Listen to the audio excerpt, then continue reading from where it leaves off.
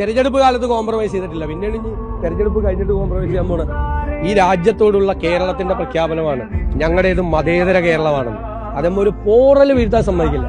തെരഞ്ഞെടുപ്പ് കാലത്ത് കോംപ്രമൈസ് ചെയ്തിട്ടില്ല, പിന്നീട് ഇനി തെരഞ്ഞെടുപ്പ് കഴിഞ്ഞിട്ട് കോംപ്രമൈസ് ചെയ്യാൻ പോണ ഒരു കോംപ്രമൈസും ഇല്ല. കേരളത്തെ ഭിന്നിപ്പിക്കാൻ സമ്മതിക്കില്ല.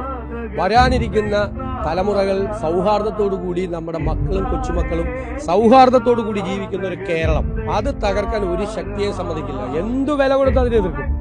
വ്യക്തിപരമായി എന്നെ ഇഷ്ടമില്ലെങ്കിൽ പറഞ്ഞു, എന്നോട് എല്ലാവർക്കും ഇഷ്ടം ഉണ്ടാവണമെന്നില്ല, അനിഷ്ടം ഉണ്ടാവും. ചിലപ്പോൾ എന്റെ സ്വഭാവം ഇഷ്ടമല്ലായിരിക്കും.